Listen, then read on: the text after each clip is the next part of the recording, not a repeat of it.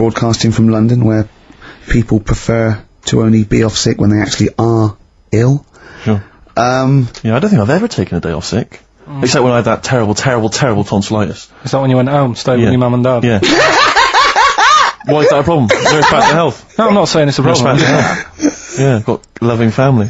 So sue me. What do you make of The antagonism and piss taking is just like, oh god, 3 blokes in a pub. If there's people listening, I can't go. Are there? Carl, what do you make of London? Because you often say you'd much rather be up north. Well, he wouldn't, or he'd go. Well, this is why, he constantly says... You've chosen to live here, you've lived here for years, you've got a flat here. No. I chose to come here because I was offered a job that was good money. Yeah. I wouldn't have come here if there was no job. So you prefer to be somewhere where there's a good job, so you've chosen to live here? I don't like being here, though. What? No, but you can leave. To what? Well, exactly! So you've chosen to stay somewhere that's better for you. It's not better for me. Well, it's making me ill, I'm not sleeping. Well, so you say you're ill, either you call in ill, but I don't think you are. But I mean... Are there any stats to prove that? Well, yeah, because, it'd be out of the 11 days that he calls in sick, I reckon probably 7 of them are genuine. I'd love it if I dropped down dead tonight. Honestly, I'd love it. If you drop down dead tonight, you know it. Why aren't you sleeping? What, you're feeling ill now, are you? That's funny, you weren't feeling ill earlier, but you read that, and you're suddenly ill. I'm run down. Well, you should take a holiday. Oh yeah, you just had about 8 in the last 6 months. Oh God!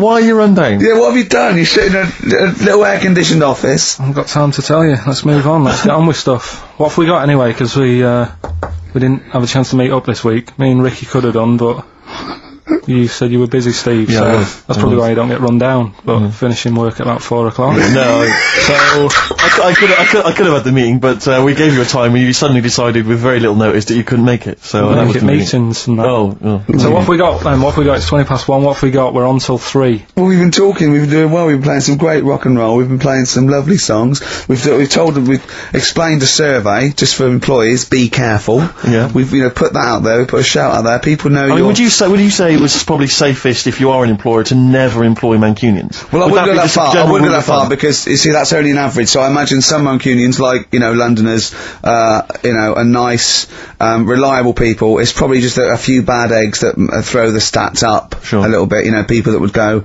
I'm not coming in today. I'll put on some wet trousers. Sure. All right, stay in bed. Yeah. Stay in bed. Yeah. You still got them on? Yeah. Well, pop them off. Yeah. Put them on the radiator and go to bed with a little duvet. That'd be the best thing to do. Yeah. Yeah. So, all right, Carl. Right. What's your attitude? Is it because you're tired? Yeah. Well, why are you tired though? You weren't saying that watching those Channel 5 films again, were you? I'll tell you what, me and Steve were having a little meeting yesterday over lunch about, planning stuff for the show, and Gary Kemp came up to me, started having a little chat about old times, and I went, oh yeah. As he went away, Steve said, right, think of this, he said, Rick, don't take this the wrong way. Remember that sentence, don't take this the wrong way. So there's a right way and a wrong way I could have taken this comment. He nodded to sort of Gary Kemp and went, he's aged better than you. I went, well, how could I take that the wrong way?